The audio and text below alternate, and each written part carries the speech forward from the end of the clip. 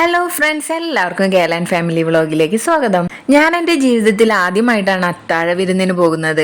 കാരണം എൻ്റെ വീടിനടുത്തൊന്നും ഇങ്ങനെ ഒരു ചടങ്ങ് ഞാൻ കണ്ടിട്ടേ ഇല്ല. കൂടുതലും ഹിന്ദു ഫാമിലിയാണ് ഉണ്ടായിരുന്നത്. ഇതിപ്പോൾ ഞങ്ങൾ ചേട്ടൻ്റെ ഫുൾ ഫാമിലിയും ഒത്താണ് ഈ ചടങ്ങിന് എത്തിയത്.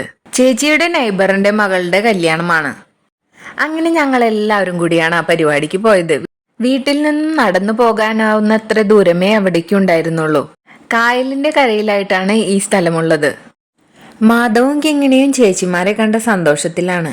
കായലിലേക്ക് നീണ്ടു നിൽക്കുന്ന ഒരു സ്പേസ് ഉണ്ട് അവിടെ. ചേച്ചിയുടെ വീടിനടുത്ത് മാധവിന് കുറെ കൂട്ടുകാരുണ്ട്.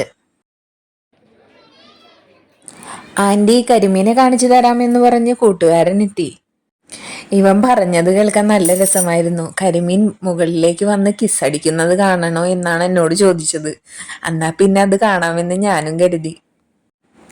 ഇതിൽ അവ പെട്ടിട്ടുണ്ട്, എന്നാൽ ഇത് ക്ലാരിറ്റി എത്രയുണ്ടെന്ന് കണ്ടറിയണം. പിന്നീട് ഞങ്ങൾ ഫുഡ് കഴിക്കാനിരുന്നു.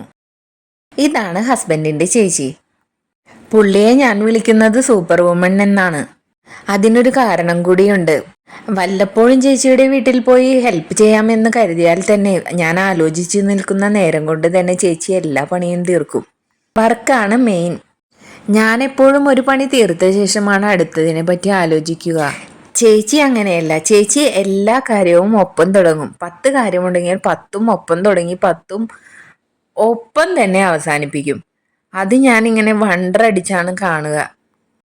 അതൊക്കെ ഒരു കഴിവാണ്. അങ്ങനെ ഫുഡൊക്കെ കഴിച്ച് അവസാനിപ്പിച്ച് കുട്ടീസിന്റെ ഡാൻസ് ഒക്കെ കാണാനായിട്ടിരുന്നു. കുട്ടി അല്ലു അർജുനും രശ്മികയും ഒക്കെ പൊടിച്ചടക്കുന്നുണ്ടായിരുന്നു അവിടെ. അങ്ങനെ അല്ലു അർജുൻ്റെ സ്റ്റെപ്പ് കണ്ട് കോരിത്തെരിച്ച് നിന്നു. ഇതൊക്കെ മാധവിന്റെ ഫ്രണ്ട്സാണ്. എന്നാൽ ഇവരോടൊപ്പം ഡാൻസ് ചെയ്യാനായി മാധവ് കൂടിയില്ല.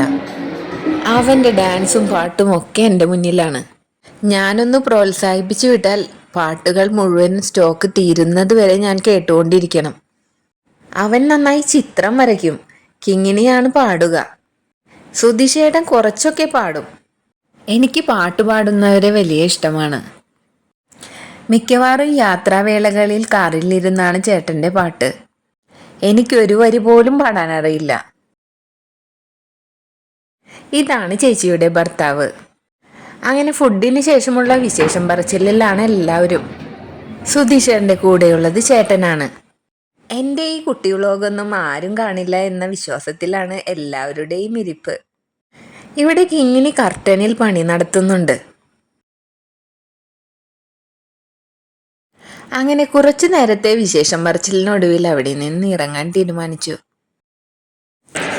ഇതാണ് നമ്മുടെ കല്യാണപ്പെണ്ണൊന്ന് ഫ്രീ ആയത് ഇപ്പോഴായിരുന്നു. കുട്ടിപ്പട്ടാളങ്ങൾക്കും നടുവിലാണ് മേഘ. മാധവിന്റെ സെയിം സ്കൂളിലാണ് ഇവനും പഠിക്കുന്നത്. പിന്നീട് ഞങ്ങൾ അവരോടും ഈ കായലിനോടും വിട പറഞ്ഞ് വീട്ടിലേക്ക് നടന്നു.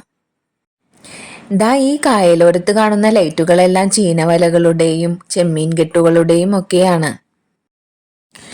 ശരിക്കും പറഞ്ഞാൽ ഇതൊരു ചെറിയൊരു സ്പോർട്സ് സെന്റർ ആണ്. ഇവിടം ഇത്തരത്തിലുള്ള ചെറിയ പരിപാടികൾക്കും അവർ വിട്ടുകൊടുക്കാറുണ്ട്.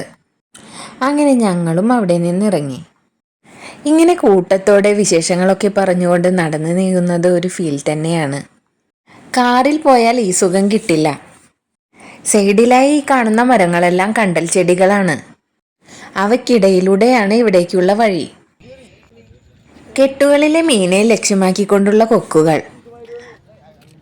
കലിങ്കിന് ഇരുവശത്തുമായുള്ള മീൻപിടുത്തക്കാർ. കുട്ടികൾ മുതൽ വയസ്സായവർ വരെയുള്ള എല്ലാ വിഭാഗക്കാരും ഈ കൂട്ടത്തിലുണ്ട്. വലിയ യൂട്യൂബർ ഒന്നും ആകാത്തത് കൊണ്ടാകാം അവരിലേക്കൊക്കെ ക്യാമറ തിരിക്കാൻ എനിക്ക് നല്ല ബുദ്ധിമുട്ടുണ്ടായിരുന്നു. ഇതൊക്കെ പലരുടെയും ഉടമസ്ഥതയിലുള്ള മീൻകെട്ടുകളാണ്.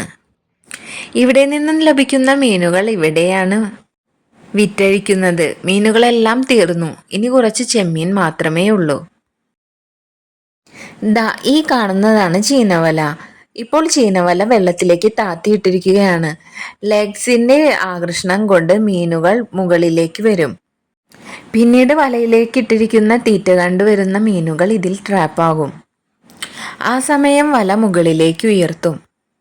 അങ്ങനെ ഇത്തരം കാഴ്ചകളൊക്കെ കണ്ട് ഞങ്ങൾ തിരികെ വീട്ടിലെത്തി.